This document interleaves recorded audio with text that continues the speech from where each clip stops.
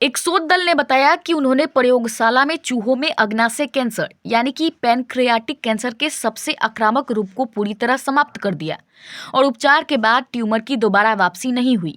यह अध्ययन वरिष्ठ कैंसर वैज्ञानिक मारियानो बारबासीट के नेतृत्व में किया गया है और इसे दशकों में अग्नाशय कैंसर अनुसंधान की सबसे आशाजनक प्रगति माना जा रहा है। हालांकि वैज्ञानिक इसे लेकर उत्साहित जरूर हैं, लेकिन इसे तुरंत इलाज कहना जल्दबाजी मानते हैं।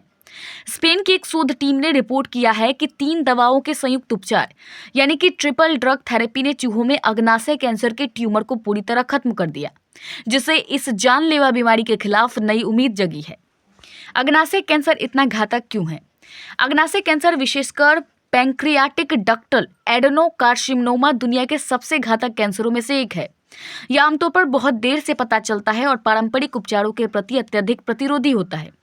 इसका एक बड़ा कारण इसका घना ट्यूमर माइक्रो एनवायरनमेंट है, जो दवाओं को ट्यूमर तक पहुंचने से रोकता है। इसके अलावा अग्नाशय कैंसर की कोशिकाएं बेहद अनुकूलनशील होती है और एकल दवा उपचार को जल्दी निष्क्रिय कर देती हैं। इसी कारण इसकी जीवित रहने की दर यानी कि सर्वाइवल रेट अन्य अधिकांश कैंसरों की तुलना में बहुत कम है। ट्रिपल ड्रग थेरेपी क्या है? स्पेन के Spanish national cancer research centre CNIO में विकसित यह नई थेरेपी किसी एक लक्ष्य पर निर्भर नहीं करती।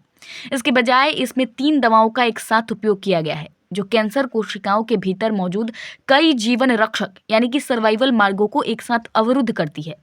यह बहुआयामी रणनीतिक कैंसर कोशिकाओं को खुद को रिवायर करने से रोकती है, जो अक्सर उपचार विफल होने का कारण बनता है। शोधकर्ताओं के अनुसार एक साथ कई मार्ग बंद कर देने से कैंसर के पास बचने का कोई रास्ता नहीं बचता। प्रयोगशाला परीक्षणों में क्या सामने आया? नियंत्रित प्रयोगशाला अध्ययनों में उन्नत अग्नाशय कैंसर से ग्रस्त चूहों को इस ट्रिपल ड्रग संयोजन से उपचारित किया गया। परिणाम बेहद चौंकाने वाले थे। ट्यूमर पूरी तरह समाप्त हो गए और लंबे समय तक निगरानी में कोई पुनरावृत्ति यानी कि रिलैप्स नहीं देखी गई।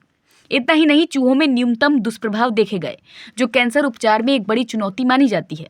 स्वतंत्र विशेषज्ञों का कहना है कि अग्नाशय कैंसर के मॉडलों में इस तरह की स्थायी और बिना पुनरावृत्ति वाली प्रतिक्रिया अत्यंत दुर्लभ है। यह अध्ययन प्रतिष्ठित वैज्ञानिक पत्रिका यानी कि proceedings of the national academy of sciences PNAS में प्रकाशित हुआ है, जो कठोर सहकर्मी समीक्षा के बाद ही शोध प्रकाशित करती है। समीक्षकों ने उपचार के लंबे समय तक टिकाऊ प्रभाव और कम विषाक्तता दोनों को असाधारण बताया। यही कारण है कि यह शोध पहले से कई प्रयोगात्मक उपचारों से अलग और अधिक प्रभावशाली माना जा रहा है। वैज्ञानिकों के लिए यह संकेत है कि कैंसर के कई मार्गों को एक साथ निशाना बनाना शायद अग्नाशय कैंसर की जिद्दी प्रतिरोधक क्षमता को तोड़ने की कुंजी हो सकता है। मारियानो बारबासीट यूरोप के सबसे प्रतिष्ठित कैंसर वैज्ञानिकों में से एक हैं।